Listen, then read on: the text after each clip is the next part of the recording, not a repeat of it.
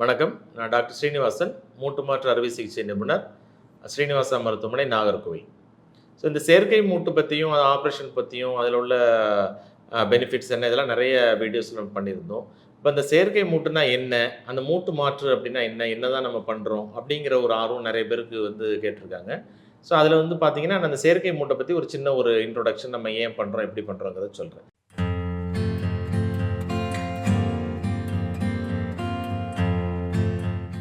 இந்த செயற்கை மூட்டுங்கிறது வேறு ஒன்றும் இல்லை. நம்ம நார்மலாக இந்த மூட்டு இப்படி தான் நார்மல் ஃபங்க்ஷனில் இருக்குது.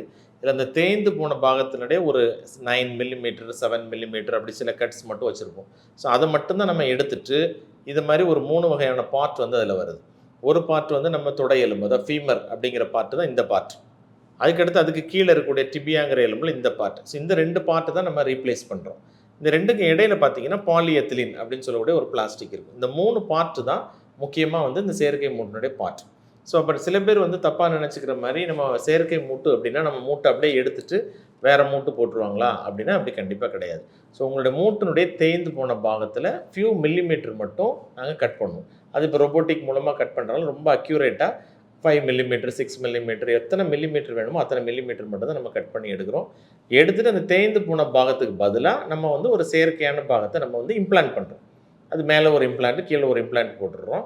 அதெல்லாம் போட்டு முடித்த பிறகு ட்ரையல் பண்ணி பார்த்துட்டு நமக்கு 2க்கு இடையில ஒரு இன்சர்ட், அந்த பாலிஎத்திலின்னு சொல்லக்கூடிய பிளாஸ்டிக் இருக்கு இல்லையா, அதுதான் நம்ம பண்ணுறோம். பண்ண பிறகு இந்த 3 இம்ப்ளான்ட்டும் வானவுடனே அதை ஃபிக்ஸ் பண்ணிடுறோம். ஸோ இதுதான் அந்த மூட்டு மடக்கி நீட்டக்கூடியது பார்த்திங்கன்னா அறுவை சிகிச்சைக்கு பிறகு நம்ம நார்மல் மூட்டை எப்படி மடங்குச்சோ அதேமாதிரி பண்ணலாம். சில பேருக்கு பார்த்திங்கன்னா இந்த சிரட்டை எலும்பு அப்படிங்கிற ஃப்ரண்ட்டில் உள்ள பெட்டல்லா, நீ கேப் அப்படிங்கிறது அதுவும் கொஞ்சம் நிறைய பேருக்கு தேஞ்சு போயிருக்கும். இருந்துச்சுன்னா 4வது பார்ட்டை அந்த பெட்டல்லாங்கிற போனை என்ன செய்யலாம், லேசாக நம்ம ஷேவ் பண்ணி எடுத்துகிட்டு அதுக்கு ஒரு சின்ன பிளாஸ்டிக் பாலியத்திலின் நம்ம போட்டு விட்ருவோம்.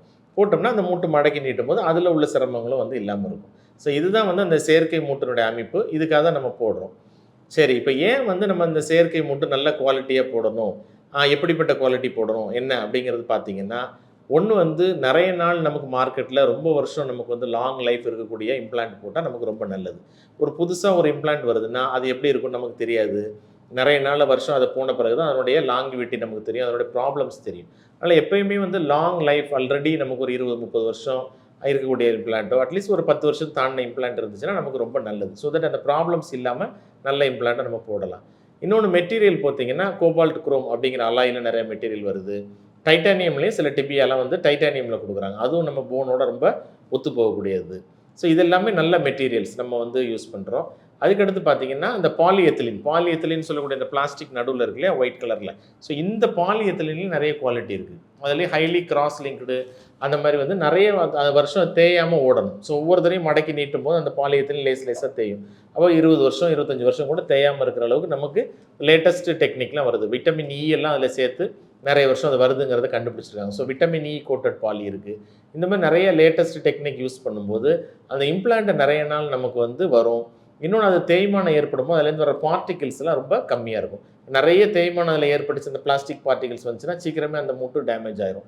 அப்படி இல்லாமல் நல்ல பெஸ்ட் இம்ப்ளான்ட் போட்டோம்னா அது நிறைய வருஷத்துக்கு நமக்கு பாதுகாக்கக்கூடிய வாய்ப்பு இருக்குது. இப்போ இந்த இம்ப்ளான்ட் எல்லாமே பார்த்திங்கன்னா நிறைய நேரம் சிமெண்ட் போட்டு தான் நம்ம இம்ப்ளான்ட் பண்ணுவோம். எப்படி நம்ம கட்டடம் கட்டுறதுக்கு சிமெண்ட் நம்ம யூஸ் பண்ணுறோமோ அதே மாதிரி இந்த இம்ப்ளான்ட்டெல்லாம் இந்த போன் கட் பண்ணி க்ளீன் பண்ணிவிட்டு நம்ம அதில் சிமெண்ட், போன் சிமெண்ட் அப்படிங்கிற ஒரு ஒயிட் கலரில் ஒரு மெட்டீரியல் இருக்கும். அதை இந்த இடத்துலையும் இதுலேயும் அப்ளை பண்ணிவிட்டு அதன் மூலமாக தான் என்ன செய்கிறோம், அதை நம்ம ஃபிக்ஸ் பண்ணுறோம். ஸோ அப்படி ஃபிக்ஸ் பண்ணும்போது அது போய் ஸ்ட்ராங்காக உட்காந்துக்கும்.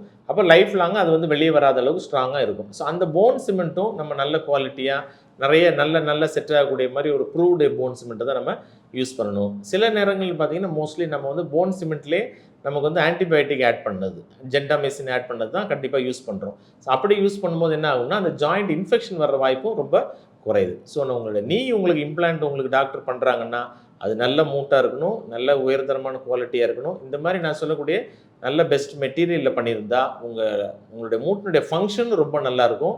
அதேமாதிரி லாங் லைஃப்பும் அது வர்றதுக்கான வாய்ப்பு இருக்குது. அந்த மூட்டினுடைய அமைப்பு பார்த்திங்கன்னா நம்மளுடைய மூட்டினுடைய அசைவுகளுக்கு தகுந்த மாதிரி நல்லா டிசைன் பண்ணியிருப்பாங்க. இந்த ஃப்ரண்ட்டில் இருக்கக்கூடிய குழி நம்மளுடைய பெட்டல் அப்படிங்கிற நீ கேப் கரெக்டாக கிளைடிங் ஆகணும். ஸோ இதுக்கு பேர் நமக்கு அது ட்ராக்கிங், அந்த பெட்டலார் ட்ராக்கிங் அப்படிமா அதுவும் கரெக்டாக செய்யறாகும். ஸோ இதெல்லாம் கரெக்டாக இருந்தால் தான் மூட்டு மடக்கி நீட்டக்கூடிய திறமை, நம்ம நடக்கிறது எல்லாமே நமக்கு நல்லா கிடைக்கும். லாங் லைஃப் கிடைக்கிறதுக்கும் நல்ல ஃபங்க்ஷன் கிடைக்கிறதுக்கும் பெஸ்ட் நீ இம்ப்ளான்ட் யூஸ் பண்ணுறது ஆல்வேஸ் பெட்டர்.